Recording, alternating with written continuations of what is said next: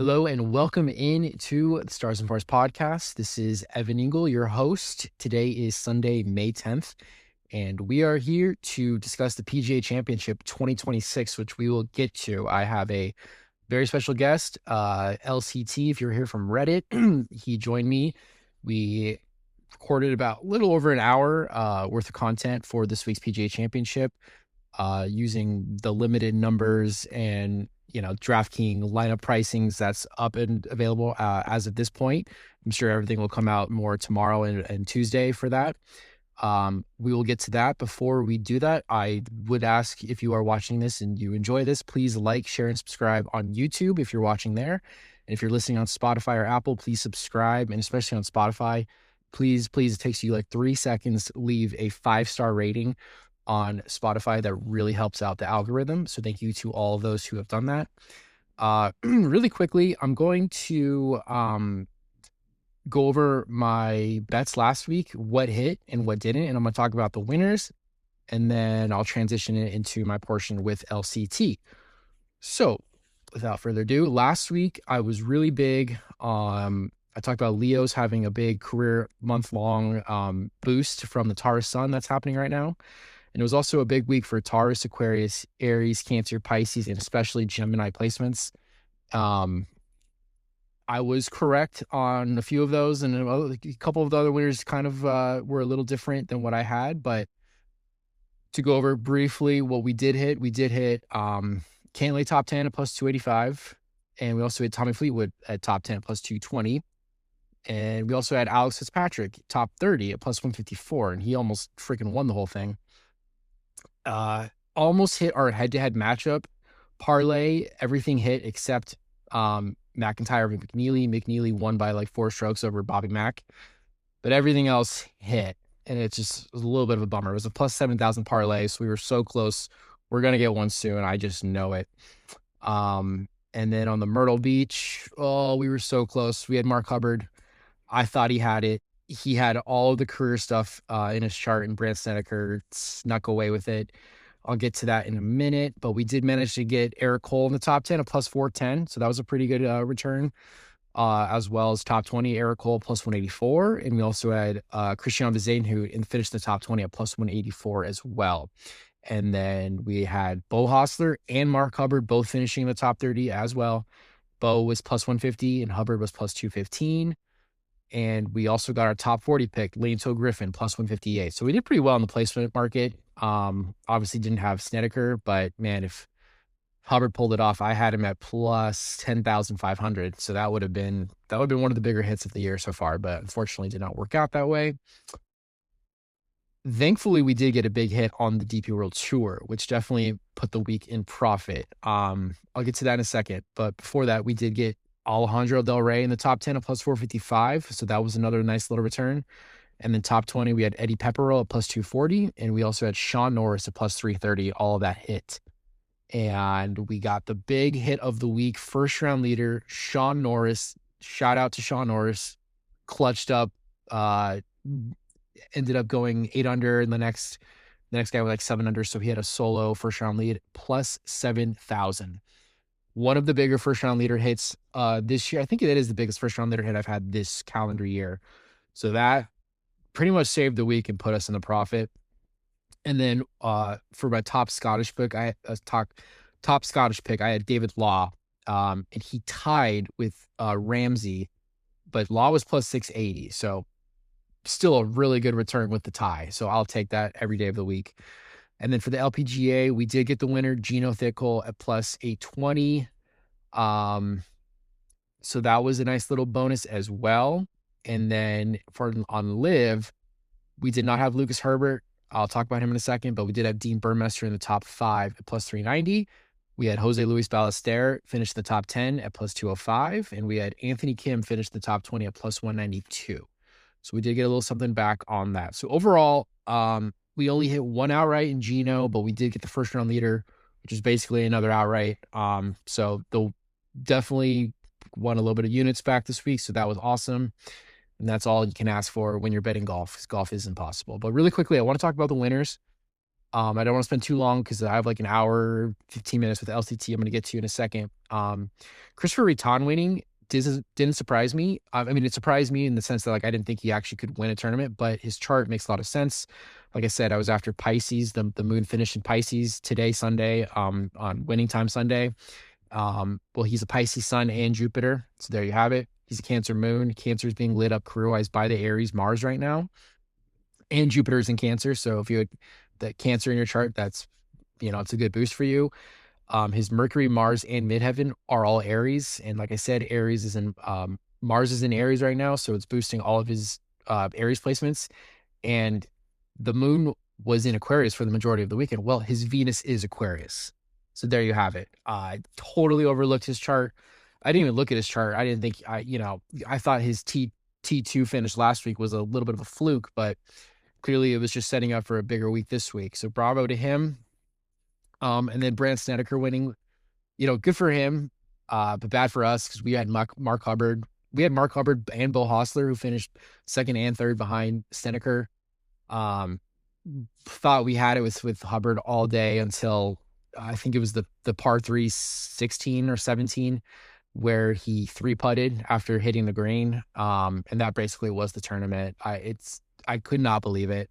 Hubbard had everything career-wise in his chart, but again, astrology doesn't guarantee anything. You still have to take it over the finish line, and he just didn't do it. But Snedeker winning is a little bit of surprise because he doesn't have too much. He doesn't really have any career stuff in his chart, but he's a Sagittarius sun, moon, Mercury, and midheaven.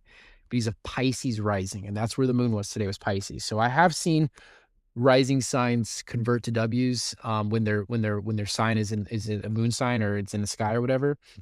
But nothing like that boosts Sagittarius other than the Aries Mars right now. So that was interesting. His Venus is Scorpio, which doesn't go great with Aquarius. Like that's a little confusing how that worked out. But again, that's a little bit of water in his chart to help get through the Pisces moon today. Capricorn Mars, that is Earth. So he does have some Earth in his chart. That makes more sense with Taurus season. And his Jupiter is Libra, which Libra is air, and the Aquarius moon is also air. So I do feel like he kind of got a little bit of luck from that over the weekend. But, bravo to him. He sank some solid putts that, shouldn't have gone in. And even if they didn't go in, Hubbard probably would have won by at least one, or they would have went to a playoff. But bravo to Snedeker, man, at 45, getting it done. That's pretty impressive. And then on the DP World Tour, Yurov Premlal, never heard of the guy. He won by 14 freaking strokes. Insane. Looked up his birthday, his birth chart. I don't have his rising in midheaven, but he's a Gemini sun, Mercury, and Venus. And that was the main sign I was after this week was Gemini. He's an Aquarius moon. It's where the moon really was over the weekend. He's a Pisces Mars. That's where, the moon finished up in Pisces, and his Jupiter is Leo. And again, Leo all month long gets the boost career-wise from the Taurus stuff. So that makes a lot of sense why he won it. Bravo to him. And then on Live, Lucas Herbert winning was also a tad bit surprising, but it makes sense.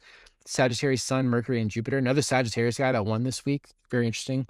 But he's a Taurus moon. He's Aquarius rising. There you have it. Scorpio midheaven, Capricorn, Venus, and Mars. So there's some Earth in there. But the Taurus moon and the Aquarius rising, he ran away with it the whole weekend. It wasn't ever close until like kind of today, but he had such a big lead that it didn't even matter. So bravo to Herbert. And lastly, Boo Weekly won the Champions Tour. He's a Leo sun and Venus, Taurus moon, Libra rising, Cancer midheaven and Mercury, Aries Mars, and Aquarius Jupiter. That makes all the sense in the world. Like I said, this did not even bother looking at this guy. I was on Sink and Zach Johnson because they both been playing phenomenal, and I thought neither of them were going to lose, but they finished top 5. Kind of an interesting week, but that's that. So without further ado, that's pretty much all I had to say. We did have a couple technical difficulties with my recording with LCT, but hopefully if I got all of it, I edited most of that out. So bear with us if my camera stops recording and it's just the audio and it goes black for like a couple minutes and the video comes back. I'm putting it all together. It's a lot to set up with my current technology stuff. So thank you all for bearing with us. But hope you guys enjoy our episode together. We are definitely aligned on a lot of same players. So I feel pretty good about who we talked about. But yeah, let's have a great PGA Championship 2026. And other than that, this is my leeway into my portion with LCT. All right. We'll see you guys later. All right, everybody. Welcome in to the Stars and Pars podcast with your host, Evan Ingle. And today we have a special guest again, as my background has dropped. So we're starting off this episode great.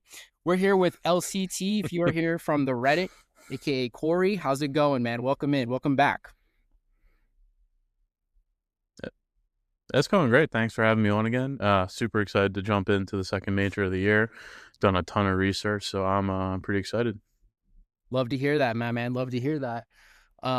Obviously, his picture quality is a little discolored, but let's ignore that. Let's just enjoy the show. Thank you, everybody, for tuning in. So, yes, as LTC said, we're here to talk about the PGA Championship 2026. It should be an exciting week. I've gotten ahead on the astrology. It looks like it's going to be an interesting weekend. But how are you feeling overall, man? What's just something? What are you looking forward to this week?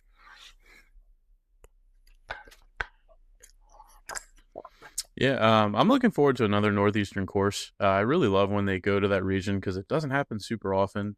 And I think the courses just have a different agronomy that the players aren't super used to, and usually a different challenge. So I just like anytime they go to the Northeast, I'm always a little bit more interested.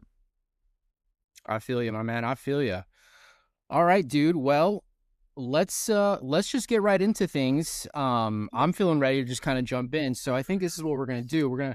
If you guys watched our episode last time for the Masters, we just kind of went through some of the DraftKings DFS fantasy numbers just to kind of like talk about a few more players than who we're going to take outright. So we'll kind of go through that by each range. And then after that, we will talk about who we're actually going to take outright to win. And then maybe we'll sneak in a little top 5, top 10, top 20, as well as some first round leaders because we're recording this on Sunday night. So on DraftKings, there's not much available in terms of fun bets and whatnot. So we are going to kind of just do it the same way and we'll just get going in. Okay. So before we do that, let's have you break down our course. What are you looking for in terms of stats? And, what are you focusing on this week? And, what do you have? He's back. We lost you for a sec. All right, so sorry about that. I closed everything else out, so hopefully no more issues. You're good, my man. So course breakdown, that's yeah. what we were on, right? Yes. All right, cool. Yeah. So the last time that we saw the PGA Tour here was the BMW in 2018. So I went back and kind of watched some highlights of the rounds. And also the Philadelphia Amateur was there last year, actually. So I watched through the final round of that just to kind of see how the course might be different. I think it's going to play like a pretty typical Northeastern course where it's going to place a premium on accuracy. I think they're going to go to the rough out. The fairways actually look pretty generous to me. I would imagine the PGA is going to cut those in a little bit. And I think we're going to see something in the neighborhood of like 25 to 30 yard wide. The thing that I found most interesting is I don't really see a first cut of rough. It looks like the fairway goes straight into like second cut length rough, which I think could make it really interesting and really heighten the demand for accuracy. I think this is going to be a huge second shot course. I think stroke gained approach is going to be the differentiator, like much more so than usual. And especially if it does end up getting rain, I think tomorrow and Wednesday, I think guys could really fire at the pins. But that's kind of my target profile. I want guys that are going to hit fairways, be strategic about it. The greens here are big and there's really pronounced spines. So if you don't hit the right part of the green, you're going to get some really ridiculous putts. I kind of looked at Augusta, like for the greens and guys with putting from distance, just to kind of get an idea. And then, of course, the truest last year was in Philly at Wissahickon.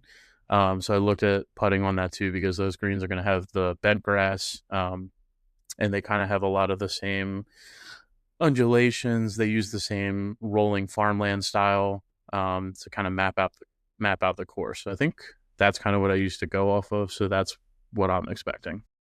Okay. So you're saying Scotty Scheffler's going to win? No, I'm just kidding.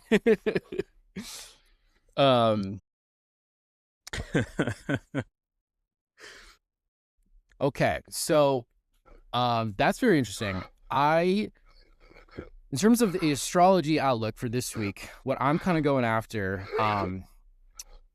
aka I'm pretty much going after Scotty. We'll get to that in a minute, but basically, the Sun and Mercury are still in Taurus season right now, and but on Sunday, Mercury's going to move into Gemini, and that's important. I'll explain that in a minute why that's important.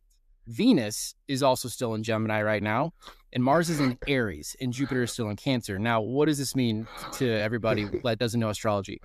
Well, Scotty Scheffler has a lot of Gemini in his chart, and what I've noticed over the years is like he tends to win when there's a lot of Gemini as well in the sky, because that's what his chart is made up of. So Sunday could be a very interesting day for anyone with Gemini in their charts, and especially Virgo, because what I target in astrology, there's something called the 10th house of career, and that's the most common denominator of who I found to win week to week. Is whoever has something in the 10th house. So if you're a Virgo on Sunday, Gemini is your 10th house. It's going to light up a lot of your chart. Scotty also has a lot of Virgo. We'll get to all that in a minute, but basically what I'm after this week is players with signs that have either Leo, Taurus, Aries, Cancer, and then especially Virgo and Gemini placements. So that's kind of what I'm going after. And we'll get into all of that in a minute. But let's now jump into our first category of DFS pricing that we're going to talk about this is all DraftKings numbers, by the way. So let's start let's just do 10K and above, because there's like 1, 2, 3, 4, 5, 6, 7 guys in there. So let's start off with you, LCT. Give me 1, 2, or 3 guys that you could recommend people to start their lineups with for this week.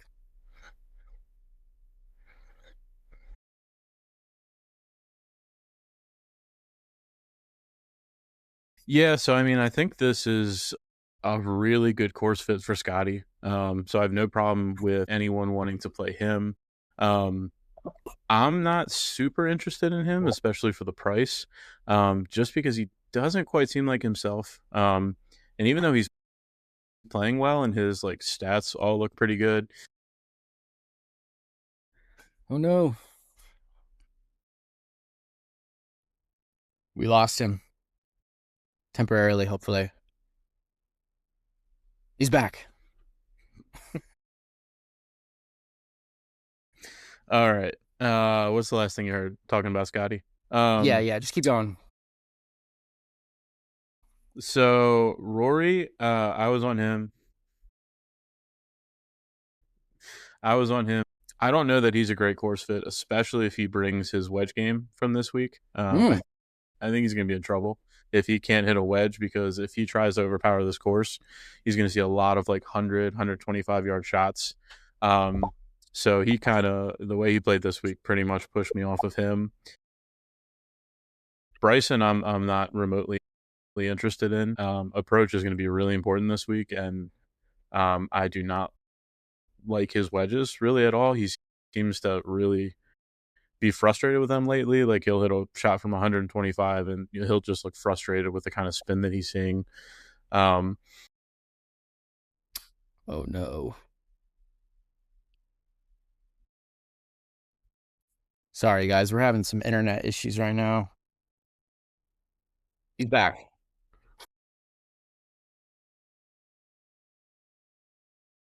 I don't know what the issue is. If it keeps happening, I can try switching laptops if that helps. But I think Rom would probably be someone I'm interested in, just because I don't think a ton of people are going to be looking at him after the Masters display. That being said, live guys in general, I think I'm staying off this week because they got a lot of stuff going on, and I can't imagine trying to focus on a tournament when you have no idea if you're going to be getting paid in a couple of weeks. So this whole 10K range, honestly, I'm kind of fading almost all of them. Xander, I really want to be in on. I just don't think he's going to make enough putts. I love his off the tee, his approach. I think he's a great fit for the course. I don't think he's going to make enough putts. All right. everybody. Thank you. We've had some technical difficulties, but I think we have it sorted. Hopefully, nothing happens more. But if not, we'll figure it out. So anyway, we were talking about the 10K range, and you were finishing up about Xander, and I think that's where we got cut off. Do you want to pick up there? That yeah. So I really tried to get behind Xander this week. It's a perfect course fit for him. But this irons are going to be really important, and I think guys are going to have to make a lot of putts. I think this is going to be like an approach a putting contest. And Xander's putting has been horrific. So I couldn't get there with him. I really wanted to. But in the 10K range, honestly, I'm not super enamored with any of them. Fair enough, my man. Um, I I hear you on Xander. I'm not down with Xander this week. I don't, just from the eye test, like you said, not looking good. But from an astrological point of view, I don't think he's going to have a good week. So I'm staying away from him. I'm definitely going to stay away from John Rahm. I know you were saying you're kind of into John Rahm this week just because people may not be on him. And let's be real, he's never a bad pick. He's always going to show up. And maybe with all the live stuff that's going on, maybe it's some motivation or maybe it'll completely deflate him. We'll see. But in terms of like astrological career related events happening for him, I just don't really see it happening. I mean, I don't get me wrong. Will he be in the mix? I think so. Do I think he's going to win? I don't think so. So we're talking DFS. He could be a decent, solid play, I would say. But in terms of who I'm really going to say, I've already kind of hinted at it. I'm pretty big on Scotty this week. And I fully agree with what you were saying. He doesn't look like himself. It's kind of been a weird year for him so far. And the last time, where was it? RBC Heritage, where Fitzpatrick won against Scotty in a playoff. That tournament concluded under a Gemini moon. And I was really big that week. You know, basically anytime there's Gemini, I pretty much take Scotty. Granted, there was only one Gemini placement, and that's maybe wasn't enough for him. But this weekend, there's going to be there's going to be three placements in the Venus, Mercury on Sunday, and the Moon on Sunday. So if Scotty's anywhere near the lead going into Sunday, I would not bet against that man. But that being said, we all know Scotty's a little out of it this year, so we'll see. Granted, he's also 13.9K. That's going to eat up a chunk of your lineup if you're going to start there. So if you don't want to go Scotty, which I'm probably going to run a few different lineups, with Scotty. Rory is interesting to me. What happened to him this weekend? It was kind of weird. Like he went like 4 over on Saturday or something. I was on him this week. That was I know you were too. That was a weird ending, but he does have a lot of Leo, Taurus, and he does have Gemini, Mercury, and Jupiter in his chart. So that being said, I'm very interested to see if this is the week where we get a Scotty Rory kind of 1 and 2 kind of down the stretch. We'll see. But Rory is someone that I'm definitely interested in. And then lastly, in this range, I got to talk about Matt Fitzpatrick real quick because if Virgo is one of the main signs I'm after, well, Matt Fitzpatrick is a Virgo Sun and Mercury, Cancer Moon and Mars. He does have a Leo midheaven, so he's got pretty much a lot of the signs I'm looking for. He won the RBC Heritage against Scotty in a playoff under a Gemini moon, so that, if we're talking Virgos, right, they're both Virgo, kind of applied that like both of these guys were playing really well under that. So if I had to pick two in this range, I'd probably go Scotty and I'd probably go Fitzpatrick. But Rory would probably be my third kind of, if I go like low, make a little extra few lineups, probably would start 1 or 2 with Rory just in case. But Scotty and Matt Fitzy are probably my main guys from the 10K range. Now let's move on to the 9K range, and I'll have you start us off. Who do you like from this range? Who you looking at? Sure. So real quick note, since you brought up Fitzpatrick, I do think it's important to remember he actually won his U.S. Open in the Northeast. I believe that was up in Massachusetts, if I remember correctly. So definitely, definitely a type of course he's comfortable with. The only reason really that I wasn't super into him is one, I think his results are a tiny bit fluky. Like I think he's playing well above his baseline, and I'm guessing his price is probably going to reflect that. And also, really, his lag putting is like one of the worst in the field, which is crazy because of how good he is. So I think his success is going to be dependent on him keeping that iron play up, which I don't know if he can. But I definitely think it's, if you're betting on Fitzpatrick, it's good to remember that US Open that he won in the Northeast. So obviously he's comfortable. That's a good point. And that's a good point. And real quick, to add to what you're saying, he's been playing a lot of golf, like a lot of golf. And, and basically shouldn't have taken the Zurich week off, but granted, he won a PGA card for his brother. So that was pretty cool. Maybe worth it for him. But this last week, he looked a little fatigued. And that's something that's a little worrying. And if you're talking about lag putting being one of the major things you're looking at, well, then that's definitely concerning. So maybe Fitzy's, maybe Rory, put Rory a little higher for me then after what you said, because those are good points, man. Those are good points. And so getting into the 9K, this is where I start to get very interested. My top play is in the 9K. I think Ludwig is going to be my top play this week. And I'm going to be betting on him as well. I think his approach play has gone kind of unnoticed. I don't think people realize just how good he's been on approach. He's one of the best in the field. And he's got length on top of that. So I think if you're leaning the bomb and gouge route, you can still bet him and get someone who's actually super accurate off the tee and great with his irons. And I mentioned Augusta Greens was something I was looking at. He loves the Augusta Greens. So that's definitely something that I was kind of like, okay, hopefully he should be comfortable in these greens. He's not a great bent grass putter, which gave me a little bit of pause. But I think the style of the greens is a little more important than the actual grass on the greens. And I think he's going to be able to take some aggressive lines off the tee since he's more accurate than some of the other guys. So he's going to have a ton of wedges into the green. This is one of those courses where I could easily see him kind of boat race the field, which is a little crazy to say. But if he carries over the form, because he had a strong round today, actually, I believe it was like 3 or 4 under. So I know people are going to be kind of hesitant after what he's done to us a couple of times this year. Mm-hmm. But I'm really high on him this week. And other guys in the 9K, I think Fleetwood makes a lot of sense. I don't think he can win, but I think as far as DFS goes, he's a nice high floor play. Driving accuracy is great. His approach has been a little down the last few weeks, but he had some really good ball striking for a couple of weeks, so could just be something where he needs a little bounce back. Justin Rose, I think, is going to be popular this week. I would highly caution people to stay away from him. His equipment change just happened 2 weeks ago. He's only got 2 weeks with his new McLaren irons, and he's not played well at all.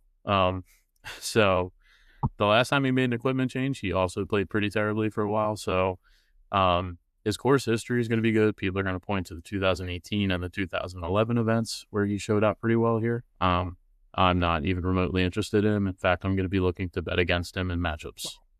Okay. Is there anyone else you got in the 9K, or is that it? The last guy I think is worth mentioning is Patrick Reed.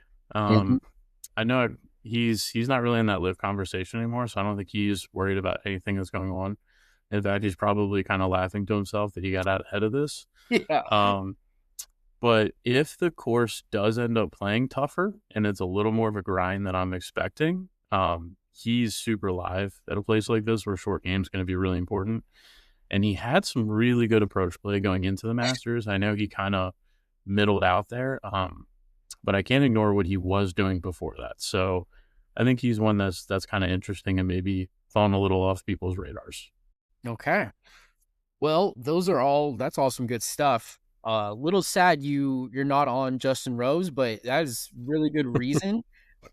You're right. He hasn't looked that great. I completely forgot he had the equipment change, so that's a good note.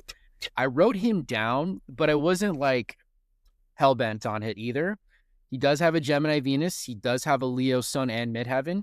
So those are, and his Jupiter is Virgo, which again, Virgo is one of the main signs I'm after this week. But if it's new equipment and he's still getting used to it, and we're talking about a major, you're right. I'm probably not looking down his way anymore.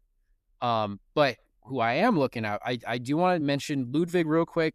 Wasn't particularly on my radar, but I did write him down because he does have Leo moon and Virgo midheaven and Venus. And again, Leo and Virgo are two of the signs I'm going after. Ludwig, like you said, has let us down many times this year. He seems to start tournaments really well and then kind of filters away over the weekend. This is a week where I do believe he can sustain all 4 days and be in contention. Does he have the chance to win? I think he does. But he probably isn't my favorite from this range. Who I am very interested in, like you said, Patrick Reed was one of the first guys that I went to, and here's why. He is, let me pull up his chart. He's a Leo sun, so we got Leo in there. He's Aquarius moon, so that's air, and that vibes with Gemini. His Mars is Taurus, and that's where the moon is going to be over the weekend. And he's also got a Cancer, midheaven, Venus, and Jupiter, and a Virgo, Mercury. So he's got a lot in the tank in terms of the signs I'm going after. And that's something I'm really looking at. And also, it's a major. I feel like he does show up for majors. He plays really well. And if you're talking a little bit Augusta similarities, we know he plays really well there. So that's very interesting in terms of guys from the 9K. And lastly, I'm going to mention Tyrrell Hatton, who is a live guy. But I feel like he shouldn't be considered a live guy. I don't know. This dude he's such an enigma. I feel like he doesn't make any sense, but I kind of like that about him. He gets so mad at himself. I don't think he cares. I don't know exactly about live or anything. I don't think he cares at all. He's just like, dude, he's like, you're going to pay me to play golf. I'll show up and I'm going to play really good golf. And he's usually always somewhere in the mix. He's got Libra and Capricorn, which are both earth and air. And that is what Taurus and Gemini are going to be on Sunday. So if he's in the mix, I like that a lot. And here's what I really like. His midheaven, Venus, and Jupiter are all Virgo. So he's got 3 of the Virgo placements. And again, Virgo is one of the most important placements I'm looking at this week. So I do feel like Tyrrell Hatton could definitely be in the mix. So I'm liking Ludwig. I'm liking Hatton and Patrick Reed for the most part from the 9K range. And you were liking Ludwig, you're liking Tommy, and you said Patrick Reed as well, right? Yeah. Okay. Any more things on 9K, or should we move on? I do think it's worth mentioning Brooks, only if the course is playing really difficult. So if they are able to get it firm and fast, like they want to, which I don't know if they'll be able to, if scoring is tough and we're going to see a winning score like in single digits or barely into double digits, Brooks' ball striking looks like it's back. And that's the type of thing that's going to help him get around this course and stay out of some of the trouble areas. So if we start off and it looks like scoring is going to be like a 9-10 under winning score, I think that brings Brooks really into play. If it's going to be mid double digits, I think he's back out of play because he's not going to make enough putts. Right. And I feel like that was his problem this weekend because he did have a decent week, but there was guys that were scoring too much for him, and I don't think he kept up. So that's a good point. I did consider Brooks. He does have a Virgo moon. Again, Virgo is one of the signs I'm after, but he's got a lot of Pisces in his chart, and Pisces and Gemini don't love each other. So that's part of the reason why I'm staying away from Brooks. But you never know. You never know with Brooks. This guy, I mean, it's a major. He shows up. He's going to definitely put his best effort forward. So that's interesting. Okay, so let's move on to the 8K range now. Getting a little bit bigger in terms of guys in this range. Who are you looking at? Who are you liking so far? Yeah, so I think with the 8K, I do think it's worth mentioning Cantley, mainly because he's playing really solid. He's another guy that I don't really think you could actually win, but I think you can't ignore what he's doing. He's gaining pretty much all around the bag. He's just stacking up like top 10s, top 15s. And he comes to a course that should be a really good fit for him. Again, accuracy off the tee is going to kind of be a premium. So I do think it's worth mentioning him. Chris Gotterup, I don't really think he's a course fit. And I think he's probably going to be over-owned. McIntyre, I don't think is a good course fit. I think people are going to be on him. Sepp Straka is probably my favorite in this range. I've already bet on him at 84-1, I think. He won the Truist last year when I was at Philly Cricket Club. He had a great week on the greens, which should be very similar. And he's the exact type of golfer that I'm targeting. Accurate off the tee, great iron player. And if the course is playing soft and they're not getting as much rollout, he's really good with his long irons. So if it turns into less of a wedge fest and more of a short to mid iron fest, that's probably actually better for him. And then the only other guy that I think I'm kind of, I think Russell Henley makes sense in the same vein. But again, if the winning score gets a little higher, I just don't know if he can go low enough. He kind of feels kind of like a Brooks to me, where if the winning score is like 9, 10, 11, he's a lot more interesting to me.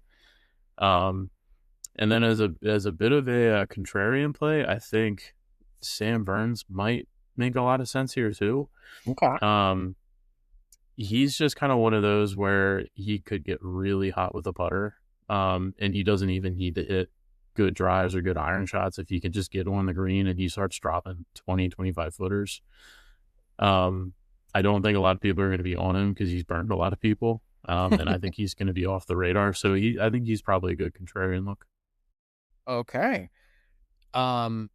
Love that. Dude, I don't know why I didn't have Sepp Straka written down. I must have overlooked him, but dude, his chart is honestly amazing for this week. So that's a really good play. Love to hear that.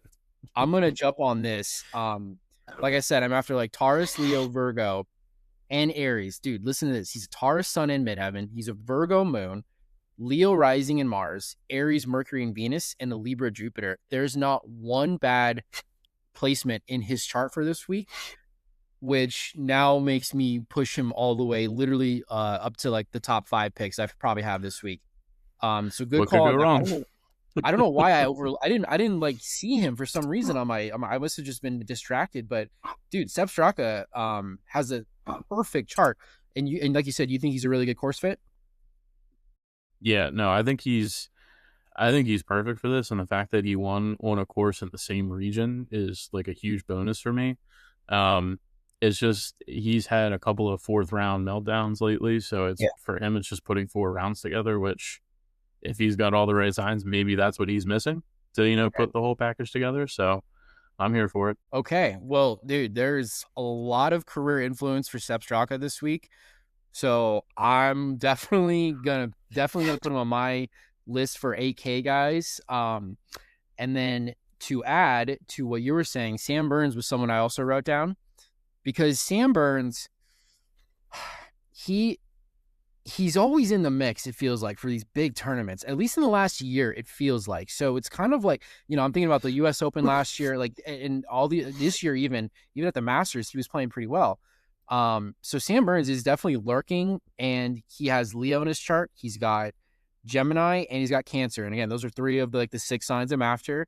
So that's very interesting. So I like Straka. I like Burns from this range. And if I had to pick one more, I did write Bobby Mack down, but again, wasn't hell-bent on it. He does have a Gemini Venus. But if you're feeling he's not a good course fit, then I'm definitely not leaning towards that.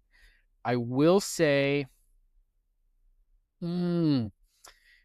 I also was considering Henley. Henley does have a few Gemini placements, but he doesn't have anything else career-wise. So like you said, he's probably going to play well. Can he win it, though? I don't know.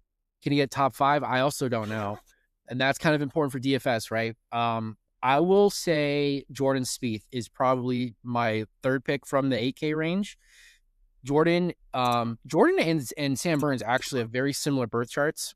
And my kind of rule of thumb is if you kind of take one guy with a similar chart, you kind of have to take the other. So Spieth is a Leo sun. He's a Scorpio moon, and then he has a Gemini Venus and a Virgo Mars. So he's got four of the career signs in his chart. Granted, we know Jordan is a roller coaster every freaking time you take him. But if you're talking about making long putts, well, here's a guy who can make some long putts in theory. And then he was starting to heat it up a little bit. So I like Spieth, I like Burns, and I really, really like Straka. I'm with you on that. You have any other notes for 8K? No, I think with Spieth, I think if it does play firm and fast and guys aren't getting it close on approach, he becomes a lot more interesting because he can't, for whatever reason, he can't putt inside of 10 feet. But if everybody is putting from outside of 10 feet, he's one of the better ones. His driver has been solid. The only thing with him is his approach dropped off a cliff out of nowhere. He was one of the best approach players for like a 2-month stretch. So to me, that's probably more of an anomaly than anything. But if the course looks like it's playing firm and fast and guys aren't getting close on approach, I think that brings him a lot more into play. Okay. Well, let's hope that's the case then. All right, let's move on to the 7K range. And now there's a lot of guys in this range.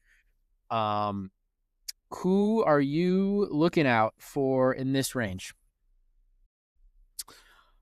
So I think at the top of the range, Siwoo was someone that I was kind of thinking for a couple of weeks I would be really interested in. His game's kind of fallen off a little bit, which is the only reason I've soured just a little bit on it. But just pure course fit, he's perfect for here. It's just if he makes putts. My favorite in this range is JJ Spawn. I'm really happy he didn't win this week because I've been eyeing him up for this tournament for the last month. And I've been telling all of my friends to get bets, and he's at 100-1 right now, which is insane. Yeah, and when the odds reset tomorrow, there's no chance he's going to be under 80, probably closer to 60 or 70. Which the way he's playing right now is just insane. He's one of the best approach players on tour over the past month and a half, 2 months. And if he can have an off the tee tournament similar to what he did at the US Open, where he was just knocking down fairways, he doesn't have to hit it far on this course. And he's got to make putts, which is a real question mark with him. Right. He very well might have won this tournament if he could make any putts today. It's true. But I'm super, super interested. Why do you? And he's probably. Why do you think his number is so high this week? I just don't think it's adjusted. I think when it comes to the outright markets prior to the tournament, the only odds that really get hit are the guys at the top of the board, or if they take a ton of bets on someone. And anyone below 50-1, I really never see their odds move unless they win a tournament. If they win a tournament, all of a sudden their odds move. But as far as that, all the other futures, books don't really adjust unless they just see a ton of action. Yeah, I don't know. I think he drops tomorrow. I could totally see that happening. I saw him at plus 10,000 and was like, dude, I'm 100% going to click that. And I'll get to him in a sec. So, but real quick, is there anyone else you're kind of eyeing in the 7K range? Yeah, also super interested in Ricky Fowler and Kurt Kitayama would be the other two. Ricky's been playing awesome. He looked great today, honestly. If he wasn't so far behind, he would have been right there.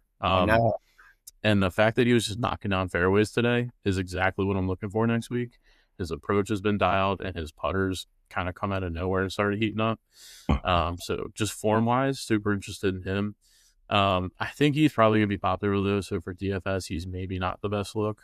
And then Kurt Kitayama, anytime I'm looking at a course that needs accuracy, approach play, and just good ball striking in general, he always pops to the top of my list because he's never priced very high. And he's shown us that he can get hot enough for the putter to win. Probably not going to happen, but the ball striking is going to be there. It's just a matter of if he makes putts. Kitayama is a solid play. He pisses me off just because it's I just feel like he can't get over the line. Whenever I take him, at least. But yeah, Kitayama's someone I was definitely considering. But but besides that, I'm with you. Siwoo Kim was the first guy that I wrote down from this range. And I don't know if I mentioned this before on the last time we did this, but Siwoo and Scotty have near identical charts, and they're actually like really good friends. It's kind of crazy. So again, my rule of thumb, if you kind of take one guy with one chart that's similar to another, then you have to take the other one. And if we're talking for DFS, Siwoo Kim in the 7.9 is a fantastic pick, in my opinion. Good to hear he's a great course fit. That's really good. But again, I like him the same reason I like Scotty. He's got Cancer, he's got Virgo, and he's got Gemini. And those are three of the main signs I'm after this week. So I hope that Siwoo does come out to play. And then the next guy, which is JJ Spawn, was also who I wrote down. I'm very glad we're aligned on that. Besides his number being plus 10,000, like that's crazy. He's got Leo, Sun, Venus, and Midheaven, and Jupiter. And again, all Taurus season lights up Leo's career house. So a lot of Leos have been winning this past few weeks. And I wouldn't be surprised if JJ Spawn's in the mix. And then he's a Virgo moon and Mercury. And again, Virgo is the main sign I'm after this week. And Mars is Taurus. So he's got three of the main 5 or 6 signs that I'm after. This man is heating up, and he's gonna win more majors. He kind of just has that like gritty, I'm a win majors kind of vibe. So I would not bet against JJ Spawn this week. I would definitely be taking him in the outright market. We'll get to that eventually, but at 7.7K in DFS, that's a fantastic pick in my opinion. And then I'll give 2 more. I'm going to talk about Adam Scott real quick.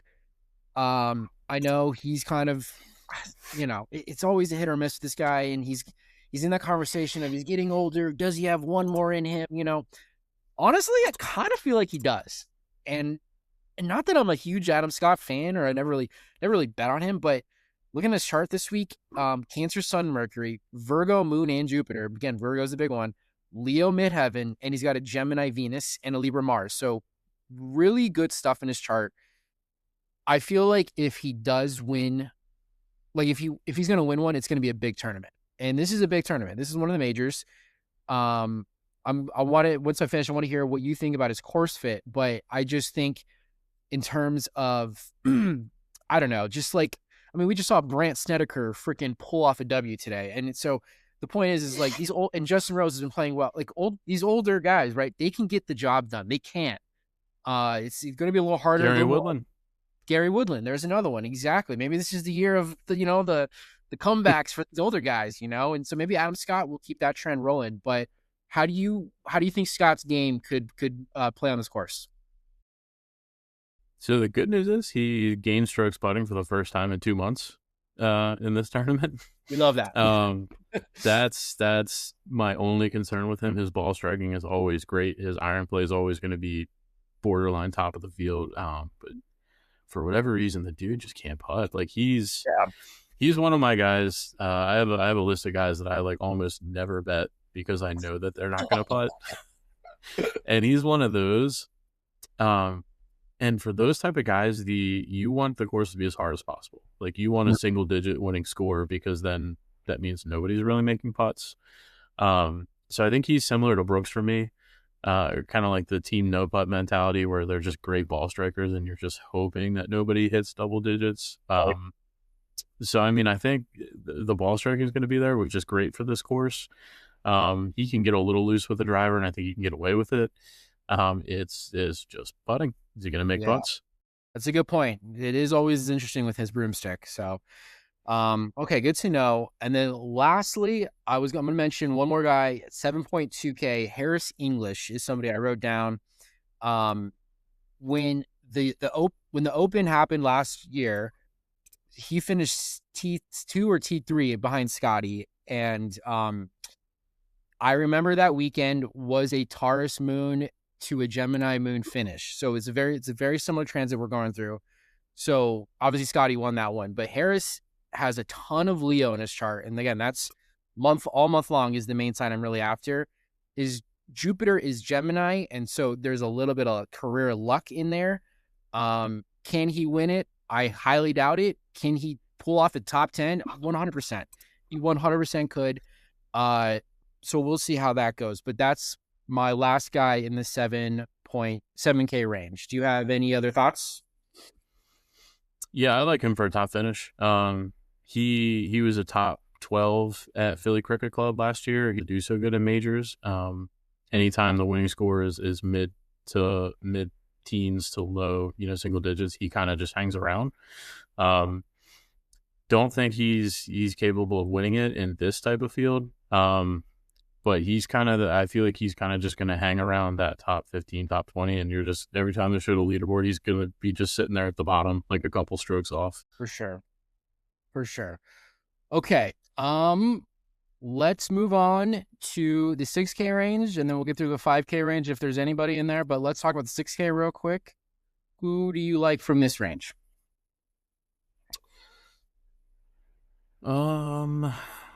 So I can tell you that there's not anyone in this range that I've bet as of yet. But I think down here, I'd probably be looking for one of two things. I'd be looking for grinders, or just ceiling plays that could also miss the cut. So I mean, Sahith Theegala is a guy that probably shouldn't be priced in this range. I don't really know that he's a good course fit or if he's even going to do well. I just think talent-wise, he's probably underpriced. Alex Noren, I think, makes a lot of sense, as long as the winning score doesn't get too crazy. He's another one, if the winning score can stay like 14 under or below, he's kind of like Harris English, where he's a grinder. He kind of just avoids the really big blow-ups. Ceiling play would probably either be Brian Harman or Nikolai Højgaard for me. I don't think Højgaard's a good course fit, but he was coming off of a phenomenal performance where he was right in it until the end. So, I mean, he's got to be feeling super confident. And Brian Harman, I love taking shots on him in events where fairways are important, because I just always remember what he did in the Open Championship, where he just hit every single fairway and he just hit his iron to like 20 feet and just let everybody else make mistakes. And we've seen some flashes from him. Actually, his approach play has been like really good for him lately. So I'm kind of just hoping to catch lightning in a bottle with him, and maybe he just finds it. Fair enough. Brian Harman's got a decent chart. He's a Virgo moon. He's got a Taurus rising, Aries Mars. That's where Mars is currently right now in Aries. Not a bad play. Definitely down there when you're kind of like searching for anything to kind of just dumpster diving. Right, exactly. Brian Harman definitely has potential, I think, and he does show up for majors. Like he does, I think, have a little more focus for those. So that's a good pick. Other than that, I mean, it's rough down here. Is there anyone else you got down here? So I think there is a possibility of Bomb and Gouge being in play this week. I don't really believe that, but I think the course, if the rough isn't super grown out, it's definitely a possibility. In which case, Michael Brennan would be a dart throw for me, on a Bomb and Gouge course where he's just driving it, 340 and leaving himself like 90 yards into these greens. Denny McCarthy is interesting just because if scoring is difficult, he could just make a ton of putts. And he does hit fairways. He just can't hit irons or wedges or anything in between the tee and the green. But he's kind of like that Bobby Mack build where you're just kind of hoping you maybe catch him on a good approach week. Maybe Pearson Coody is another one if I'm looking at Bomb and Gouge and maybe just taking a shot. We know he can get hot with a putter. He's long off the tee. And he's shown spikes with approach, so it's not like it's totally out of his wheelhouse. Okay. Well, if you're talking Bomb and Gouge, I'm looking at Mr. Aldrich Potgieter himself. How do you feel about that man? I'm not as much of a believer in him as others. I mean, he got that huge win that a lot of people in our Reddit thread did, and everyone's kind of kept their eye on him since then. Right. I don't think he's good. I think he hits it a country mile, and there's literally no other good aspect of his game. I think it's just you gotta he's a guy that you would want to play at like Houston, right, where you can just hit it as far as possible, and just maybe you catch a hot putting week. Right. but I don't think he's good. I'm looking now. Michael Thorbjornsen is down here. Yes, he is. I mean, he's from the Northeast. So I can't believe he's listed that low. He hasn't really been doing much lately, but just skill wise, location wise, he's going to be really familiar with these types of courses. He's a great play down there. Okay.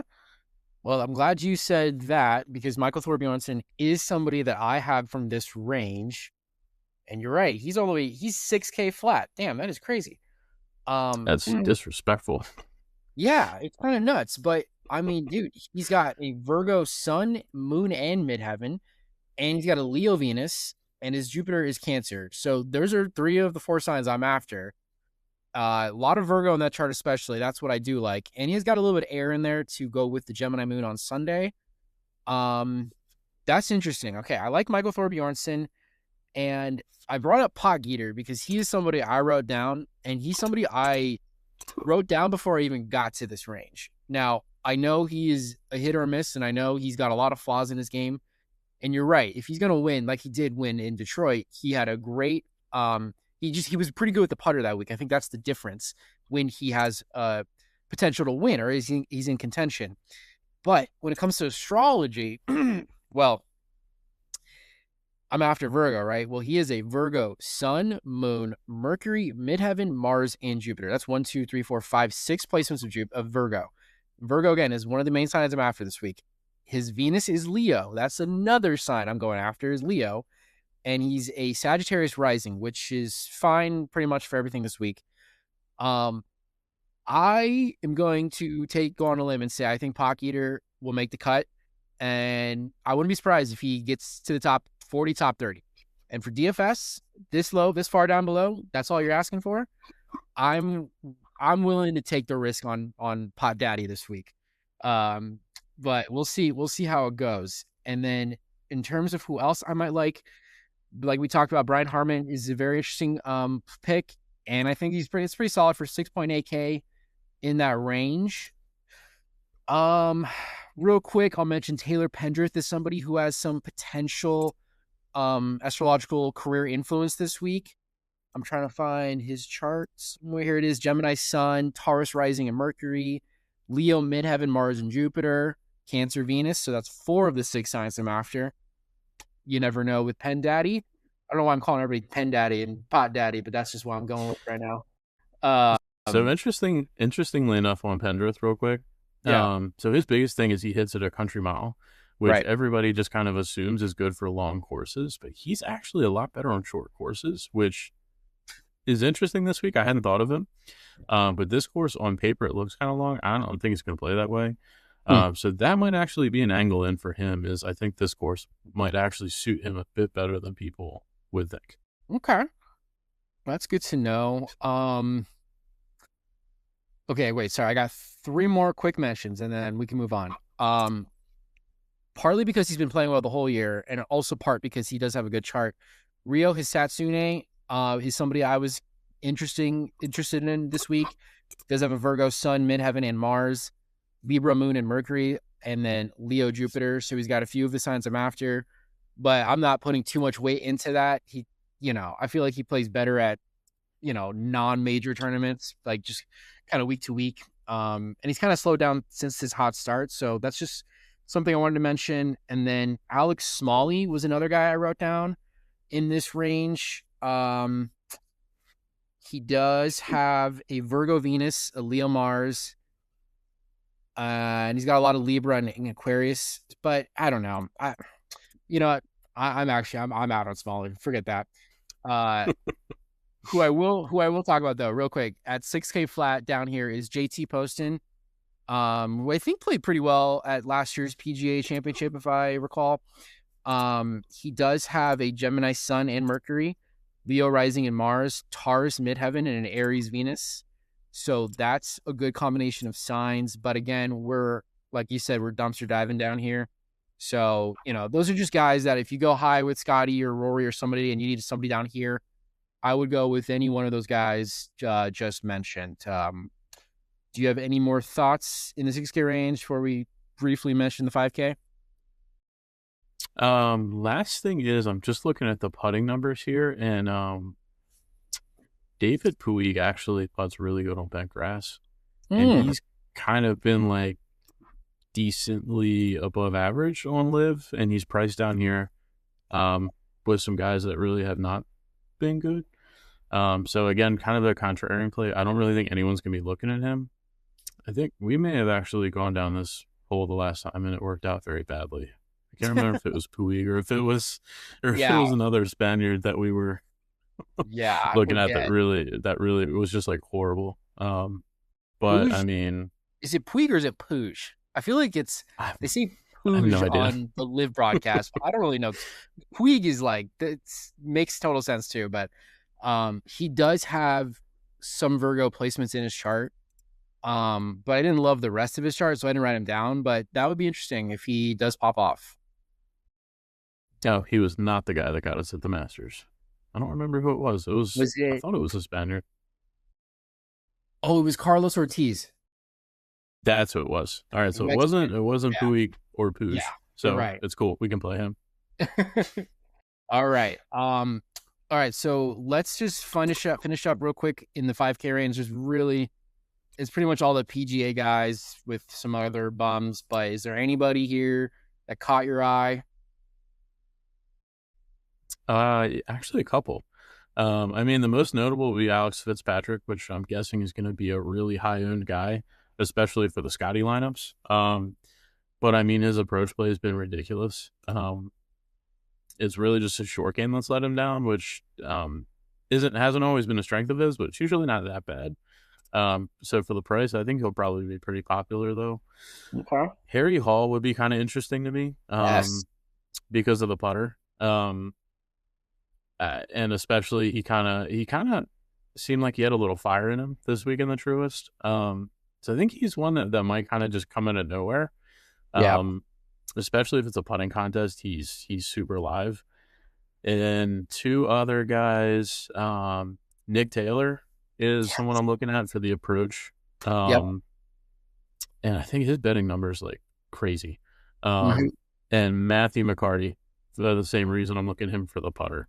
And he popped a little bit at the Truist, and then he kind of just fell off. But he was making a lot of long putts, which is going to really allow him to separate this week. And he's had a couple of spike approach weeks, so he might kind of be rounding back into form. Ever since that win, he's kind of just been non-existent. Right. So those are kind of be the guys. I think he was the first round leader this week at the Truist, so he Yep. definitely has low rounds in him. He has Taurus in his chart, so that is think why this last month he's been starting to trend. So there's definitely something in there. But from this range, so you're on the same guys I'm on. Harry Hall is somebody I wrote down. Leo Sun, Virgo Moon, Mercury, and Venus. Ton of Virgo in that chart.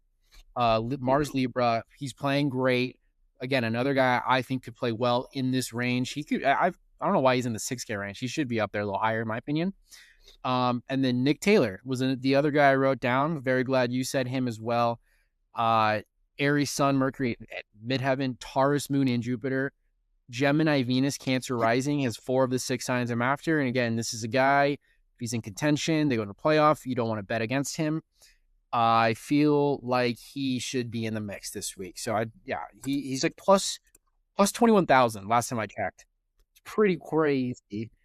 And then if I had to mention one more, Christian Bazane, who I was on him this week at the Myrtle Beach.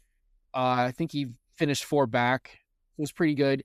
He's got Leo, he's got Taurus, he's got Gemini. Those are 3 of the signs I'm after. And honorable mention, I'll say Andrew Putnam maybe could have a good decent week from an astrological perspective. A lot of air and earth in that chart, including Virgo. And then Smotherman is also somebody I was kind of thinking about. But again, we're really dumpster diving down here. So let's wrap it up. Do you have any more thoughts? Anyone down here? One more special mention. I just saw him, John Perry. This Okay. guy that came over from the DP World Tour. He's been playing on the PGA Tour this year. He's kind of just been like above average the whole season. Just kind of hasn't really missed very many cuts at all. Actually, I don't think he's missed a single cut. He has not. And he's got some real good approach spikes and some putting spikes. So when you're looking at guys way down here, you're that's what you're looking for. Guys that can spike in both those categories. And he's coming off a pretty decent performance at Myrtle Beach. Nothing spectacular, but good approach week. Well, and he's also, I mean, you're talking about hitting fairways. He finds the fairway pretty often, I'm pretty sure. And he does have a Gemini moon. He's got an Aquarius Mars, Libra midheaven, a lot of Scorpio on that chart. Not bad when we're dumpster diving. So that's a good mention. All right. Well, in the interest of time, because I want to wrap this up in like the next 30 minutes. So let's move on to our outright winners. I have like, I don't know. I'm going to probably talk about like 10 guys. How many do you have? Like, I mean, not that I'm going to maybe take all of them, but these are, we're talking about outright winners now. Let's just go one, you go one, I'll go one. We'll kind of go back and forth. Does that sound good? Sure. Yeah. So you start us off on that. And let's start from the top, like the lowest odds, and then we'll work our way down. Yeah. So my top pick's going to be Aberg this week. He's having a much better season than people realize. It's just everyone's clouded by his meltdowns, which I only think one of them you could really just blame poor play. He's, in my mind, he's like the exact type of person I wanted a course like this, where he's long off the tee and accurate and great with his irons, and he could get really hot with the putter. I really feel like there's a decent chance he might boat race the field. He might jump out ahead with like a 8-9 under round one and just kind of stay a few strokes ahead of everyone. Okay, dude, you're kind of convincing me, man, to jump on the Aberg train here. I am going to, I hope this doesn't piss people off. I'm going to go Scotty Scheffler this week. I'm going to do it. Go pretty heavy on Scotty. Plus 345 sucks. I'm going to obviously wait till the winner without markets come out. They're not out yet. I'm assuming it'll probably be just without Scotty, or maybe without Scotty and Rory. But, I have to stick to my rule that's helped through the Scotty up to this point. There's a lot of Gemini in the sky. You got to take the man. So that's probably going to bite me in the butt this week. We'll see. But I'm going to take Scotty, and every single other person I'm going to take will be in the winner without market. But unfortunately, those numbers are not up. So we'll see those later in the week. But Scotty's going to be my first play. Who's your next guy? Next up for me in the odds is actually going to be pretty far down. Ricky Fowler's down at like 70-1. Not super confident that he can win, but it feels like a really good number for his form right now. And if he was going to ever win a major, this kind of feels like it's lining up for that. He's coming in great form. His driver looks fantastic, which is going to be important on this course. And he's been hot with the putter. So he's kind of firing on all cylinders right now. So hopefully not winning today doesn't, take him off his heater. But it feels like a pretty good number for the form he's in. I would love, and from betting aside, I would love to see Ricky win another one. That'd be, I didn't have him in this week, but if he won it, I would have been really happy for him. So that'd be really cool if he does pull it off. My next pick, again, this is all going to be in the winner without market whenever it comes out. I'm going to have to go with Matt Fitzpatrick. I think the number right now is plus 1950, so it'll probably be plus 16, plus 17, maybe in the without market. We'll see.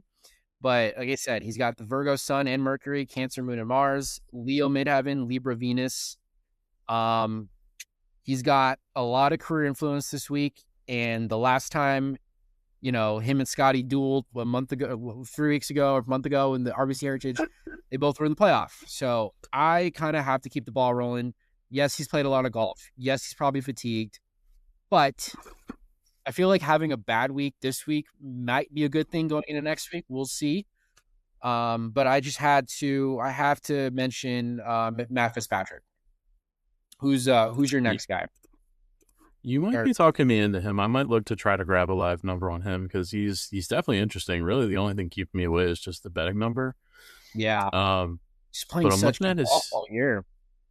Yeah, and I'm looking at his stats this week, and it was his driver and putter that were both off, and neither one of those are anything that I'm worried about. His approach actually looked pretty good, so I think you're talking me into him. I think I might try to grab a live number on him if I could get him above like 20-1. I wouldn't blame you, man. I wouldn't blame you. Next for me is going to be a guy that we both like this week, Sepp Straka. And again, he's pretty far down the board right now at 84-1. But really, all these guys should be priced higher, and they probably will be when the odds reset tomorrow. He's just a perfect course fit. He's a guy that just knocks down fairways, great approach player. He can get hot with the putter. He's shown us several times, and he putted really well at the Truist last year at the other Philadelphia course. So it kind of feels like a slam dunk play, so he's probably going to miss the cut, but especially that we're both on him. Yeah, I feel you. I'm definitely going to be taking Sepp Straka. Just want to put that out there. But the next pick, I'm probably going to take. See, I wrote down Justin Rose and Bobby Mack, and I think you talked me out of both of them. I like Mack a lot better, if that helps. Do you? I think he's got a clear path to winning. It's just whether it happens. Yeah. Because I mean, when he's hitting his driver, he's hitting his driver well. His approach has been terrible. So if you catch him on a decent approach week, and he gets hot with the putter, then this is a great course for him. So I mean, the upside there is definitely a lot higher. Justin Rose, I'm just, if he beats me, he beats me, but I'm super out on him right now. No, I mean, that's a very fair argument, and I'm with you on that one. I think the next guy I'm going to mention is Tyrrell Hatton. He's plus 5,500 last time I checked, but obviously this is going to be in the winner without market. I'm going to be taking. But again, I feel like he shows up for all the majors, plays really well. He's got a ton of Virgo in his chart, and that's really what I'm after, and a lot of air and earth in general. That's kind of the theme of the week.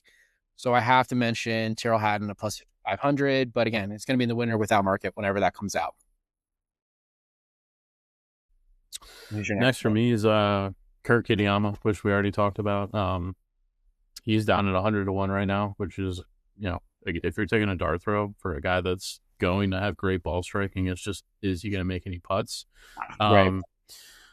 I don't necessarily love him on Northeast courses in general. He's more of a coastal course kind of guy, but I mean, the course is built for ball strikers, and if he gets hot with the putter, he's definitely going to be hanging around. So 100-1, yeah. Okay. Mr. Kurt Kitayama for you. I'm going to go next. I'm going to go Sam Burns. And you can hear in my voice. I don't love that. But I do what I do love about him is he has kind of always been around for a lot of these tournaments. His name's always in the mix. And I feel like for a guy like that, it's just a matter of time until he does get one over the finish line. I did talk about him in our DFS portion. He does have Leo, does have Cancer, and he does have Gemini, Mercury, and Mars. That's enough for me to consider. He's plus 6,000 in the regular market. But again, this will all be in the winner without market, probably be a little lower, but I still like that. So that's my next pick. I like that a lot. That's 61's a good number. That might kind of be my mid-level guy. I don't feel good about it, and it's not going to happen. But join me there. The worst thing would be not betting him, and then we see him just right on that leaderboard because he's just draining 30-foot putts all week. That's what's going to happen. Half the reason why I'm taking him. It's because I don't want to miss out if this is the week. Absolutely. Next for me is going to be Jacob Bridgman, actually, at 120-1. We haven't talked about him, but he kind of fits the mold of someone who can get super hot with a putter. He putts well in bet grass. And I think we've kind of forgotten how good he was earlier in the year. He's had a couple of bad weeks, so I haven't heard anyone talking about him. Right. He's got plenty of driving distance. He's shown us that he can spike on approach. He's shown us that he can compete and win in big fields. So 120-1 honestly seems kind of crazy to me. Like, even if he's not in good form, like just looking at what he's done this year. So yeah, I'll be taking that and hoping he gets hot with the putter. Okay. I mean, dude, he was somebody I thought about. he killed it at Riv. You're right. He was playing a really good stretch around early like March. Wouldn't be surprised if he's back in the mix. But my next guy that I'm probably gonna take, it's another one of those. It's Adam Scott plus 6,400. Again, if he does have one left in the tank, I feel like it would be like one of these tournaments. Like it's a big tournament, but it's not like the biggest tournament, and that's where I could see Scott having some success. But again, he has to play perfect. He's got to make all the putts. He's got to, if he's going to have a chance. But he has Gemini. He's got Virgo, Leo, and Cancer. 4 of the 6 signs I'm after. I just have to do it. But it's probably my least favorite of my picks. Yeah, I mean, if he wins another major, it's going to be either the PGA or US Open. So I think if you think he's going to win another major, you just kind of keep betting him at those. Right. US Open, you'd be pretty interested. I'm looking to see what his number is, actually. Wow, he's 100 to 1 at the US Open. So if you look in this week, you should bet him at the US Open. Put a future in. Yeah, exactly. If he wins this week, that number's gonna go that number could go way down. So who's your next guy? Next for me is Alex Fitzpatrick at 150 to 1. Number hasn't adjusted yet, so it's strictly a numbers play for me. His approach has been great. And 151 is too big of a number for a guy that's coming off of a win and then almost got another win if he could chip. Yeah. So it's just a numbers play. That it's going to be down to like 70 or 80 to 1 tomorrow.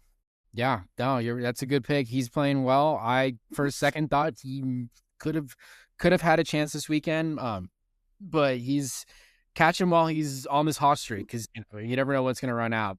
So that's a good pick. I'm going to get there. I'm going to get in the plus 10,000s after this next pick, I promise. But Patrick Reed will be my last guy in the under 10K range. He's plus 7,400. Again, I'm going all in the winner without market this week. But the Leo Sun, Cancer, Midheaven Venus, and Jupiter, Virgo Mercury, Taurus Mars. He shows up for big time tournaments. I feel like you were saying, he got out of Live right on time. And I don't know. I just feel like it's kind of like a rebirth in his career, I feel like. And I just think he's going to continue being up on leaderboards. So, maybe he doesn't get over the finish line, but if he's in the mix, that's all I can ask for at plus 7,400. But I have to go with him this week. Yeah. No, I don't mind that at all. And I think if the course is playing really tough, I'm going to be looking at live bets on Brooks and Patrick. And then I'm looking at the odds now, just something kind of funny. David Puig is at like 110 to 1, which feels ridiculous to me. The guys he's priced around are like substantially better than him in every single aspect. He makes no sense. He's priced with Nikolai Højgaard, JJ Spawn, Michael Thorbjornsen, Jacob Bridge. Like, what is he doing at that range? He should be like 200 to 1. That's what I'm saying, dude. That's pretty gnarly. I just thought it was kind of funny. I was like, I don't know about that. Harry Hall at 155 to 1 I haven't bet it yet. I don't know if he'll get there. I'm definitely interested in him in DFS and like pools and things like that. He's kind of a guy I might wait to see if he comes out hot and jump on him. If he gets a few birdies, I might jump on him, 100 to 1, 90 to 1, whatever it might be. I'll tell you what, if he does get off to a good start, I would totally jump on that as well, because his chart screams a solid finish. So if he does get off a good start, I'm pretty confident he'll have a good finish as well. What does that mean? Can he win it? Maybe, if, literally the stars align for him and maybe he makes the putts. But that's a good live betting watch play. I like that. I'm with you on that one for sure.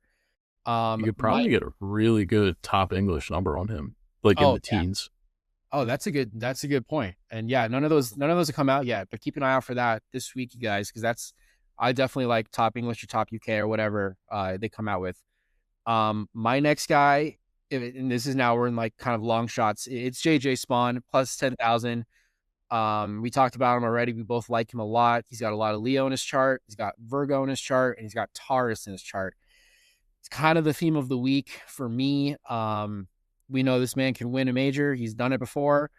and I don't think he's done with majors in his career. Also, I watched the full swing episode that came out this year, and he was featured a lot. Really liked the guy. I never really had any thoughts about him at all before, but really humble guy. He was like a skater growing up. Yeah, Like, he's like a California skater boy. I love that. I had no idea. That's and so I don't know. I kind of I'm a fan of JJ now. Plus 10,000. You don't have to put a lot on it to win something good back. So he definitely has the capability to pull off a career week. So we shall see with that. How many more do you have? I got 3 more I'm looking at, but I can kind of spitball through them. Okay. Yeah, I got like 2 or 3 more too. So let's go with you first. Yeah. So I kind of already touched on them. Nick Taylor, Matt McCarty, and Brian Harmon.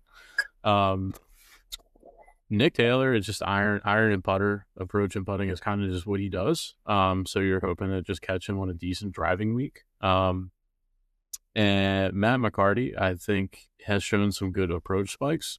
His putting's been really good. And he's making a lot of long putts, which is a really good sign for the type of putts he's going to be seeing this week. Not sure how he's going to do on a northeastern course because his win came over in Colorado. But, I mean, great putter, huge number, so why not? And Brian Harmon, that number is just too big for a guy that has won a major. And he's just kind of got that playing style that could show up at any time, kind of like JJ Spawn. He could show up out of nowhere and just hit every single fairway, every single green, and 2-putt his way to a win. For sure. I'm with you on Nick Taylor, dude. I wrote him down at plus 21,000. Just think he's got everything in the tank in his chart to definitely come out strong. But like you said, if the putter's on, then he definitely could be deadly. So I like Nick Taylor a lot. I also like I like Thorbjornsen, but can this guy win a major? I don't know. I don't know if he's ready yet. Does have a good chart, but I don't know. Maybe that's like something I'm going to wait to see how he comes out and then decide.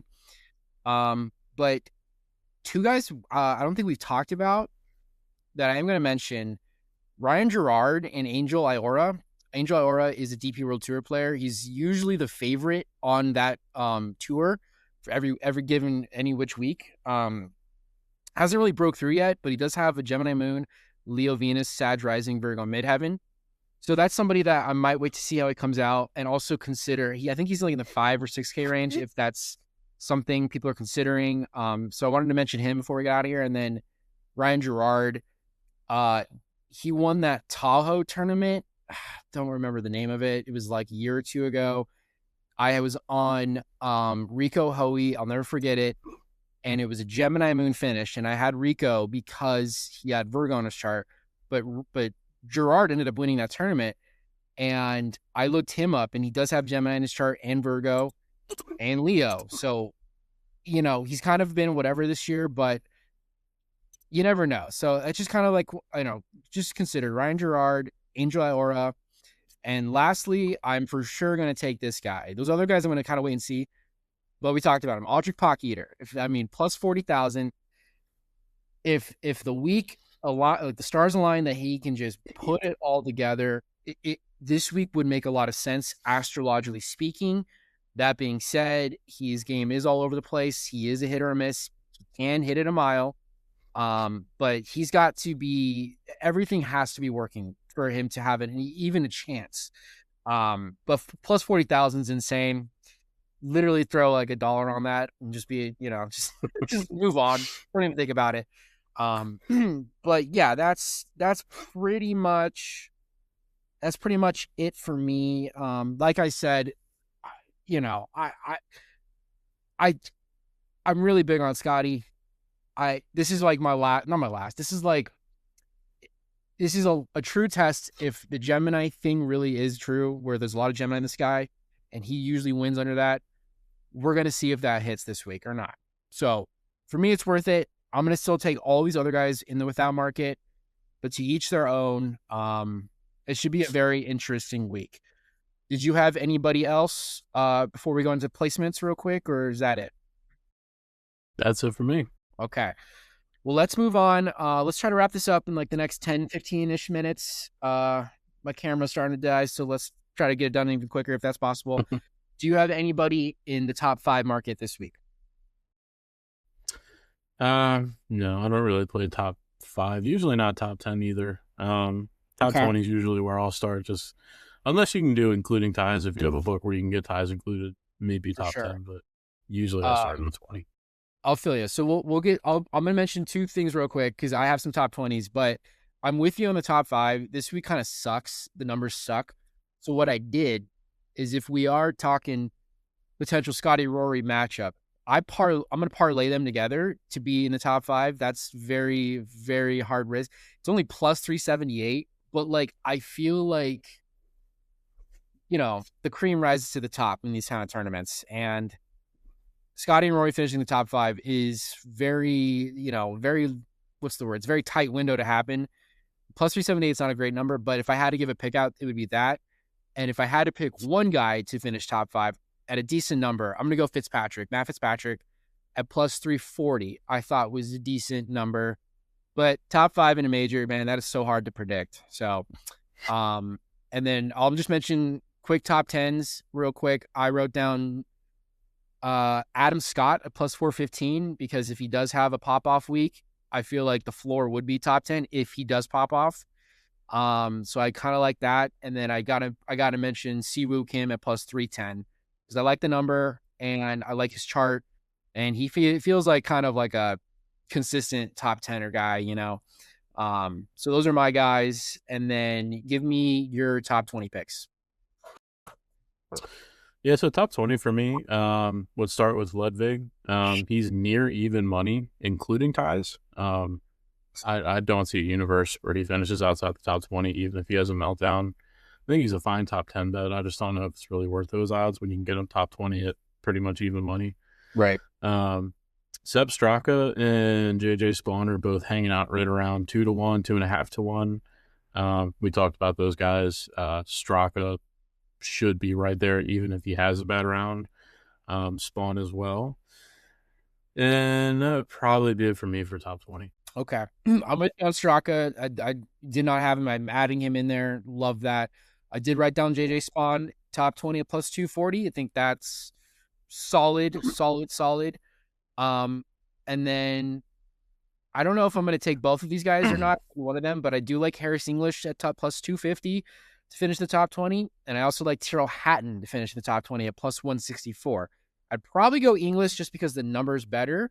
But I do feel like all of these guys could definitely be in the mix. And for a long shot, if it's his week, give me Potgieter to finish in the top 20 at plus 660. That's a good number. If this guy, like I said, it's like Adam Scott. If he does have a pop-off week, he should finish in the top 20. But that's a lot of variables going to that. Just in terms of astrology, there's a lot of career influence for Potgieter this week. But let's see if he puts it together. And then there was something else I was gonna say about this, but yeah, I forget. So those are all your top 20 guys. There's no like top 30, 40. Again, it's Sunday night. We're recording this. We're kind of trying to get early on the picks and stuff. So all I have left are some first round leader picks. Do you have any guys that you can talk about for that? First round leader would probably just be a solo shot for me at Aberg. Yes. He doesn't usually come out slow, so if I think he's going to win, I definitely am assuming he comes out hot. The only other one would be I would want to see the conditions first, but if it is playing kind of soft, then I would be looking at guys that fire pins like Siwoo Kim and Kirk Kitayama. Both of those guys would become very interesting for me. Okay. Well, I'm glad you mentioned Aubert because I wrote him down at plus 3,000. I think he starts tournaments off really strong. I think as he gets older, as he matures more, he'll be able to finish tournaments even stronger. As age and experience comes with it. But so it's going to be an Aries moon on Thursday, and which is kind of funny because Aries as like a sign are the first sign of the zodiac. I'm an Aries. we like to be first. We like to get off to really good starts. So that's going to be the theme of the day. I do think it's going to be a lot of low scores. But here's why I like Aubert. His Jupiter is Aries. And with Jupiter represents kind of like career luck stuff. Like you need like a little bit of luck, right? Like I was watching today, Christopher Riton, it was on 16, I think. He hit the That was so ridiculous. and the one that came out of the bunker, right? Like it was in the bunker and it came out infuriating. and he had a great approach, and it's like, what the, and that's what I'm talking about, dude. That's like, there's like a little bit of luck you need to win a tournament, right? So that's where Jupiter kind of comes into play that I've kind of noticed. So Aubert has an Aries Jupiter. So that's something that I am definitely going to be considering with him. And then in terms of, so Aries lights up Cancer's 10th house of career. So if you have Cancer in your chart, that's also something I'm looking at. So those are like the Scotties, the Siwoo Kims, like you talked about. And even Rory has the Mars in Cancer and he's an Aries moon. So that's kind of scary for Thursday. And then Spieth and Burns both have Cancer midheavens, and that's going to be lit up career-wise by the Aries moon. Either of those guys could pop off. Harris English also has a Cancer moon, and Nick Taylor is a Cancer rising and an Aries sun. So any of these guys I could see coming out hot and playing well. But yeah, in terms of who I'm actually going to bet, I'm probably going to take first round leader Scotty, Aubert, Siwoo Kim, Fitzpatrick because he does have Cancer, and I'm going to go Justin Thomas because Thomas does have a lot of Aries, Leo, Taurus, and Cancer in his chart as well. So Scotty, Aubert, Fitzpatrick, Thomas, Siwoo Kim, and maybe Spieth and Burns. I kind of go crazy first round leader just because these numbers are so good. And if you get one of them, I hit one this week on the DP World Tour. Shaun Norris got me first round leader at plus 7,000. So that was awesome. So, it's not like I hit these ones every week, but when you hit them, it's freaking worth it. So we shall see on that. But in terms of anything else, do you have any other thoughts or anything about the tournament in general? Could it be literally about anything? Yeah, no, I think it's going to play one of two ways. If it's firm and fast like they want it to be, then I think accuracy is super, super important. If it's playing soft, guys are going to be able to fire. And that kind of brings everyone into play. So I think I'm really curious to see how they set it up. I'm really hoping that they can get it to be somewhat firm and fast because those greens are going to be a lot more interesting if that's how it's playing. But I'm thinking a winning score is going to be in the neighborhood of like 13 to 14 unders. I think first round guys are going to go kind of low and then they're going to adjust the course. So I think first round leader guys going to be looking at like 7, 8 under. Okay. I could see that. Man, I wish they don't have like any of the fun bets out or whatnot. Wasn't last year pretty low scoring? So the one that was super low was Valhalla, where I think it was Xander and Bryson, and Yes. it was like 20 under was the winning score. Yes. And so I think the PGA is probably hoping to not do that again. I think the PGA wants it to be close to single digits and just kind of creeping into the teens. So for them, I think they're hoping like 11, 12 under would be a pretty good tournament. But okay. I think this course is just going to be a little bit too easy. It wouldn't surprise me if we see a Valhalla situation where there's a couple guys that are getting to like 16, 17, 18 under. I hope not, but yeah.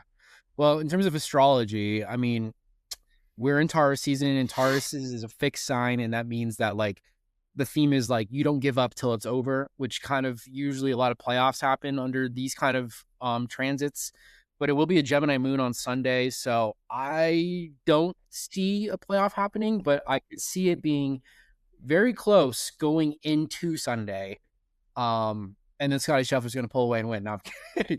We'll see. We'll see how that goes. But yeah, it should be interesting. This is probably the fourth. This is like my least favorite major out of all of them.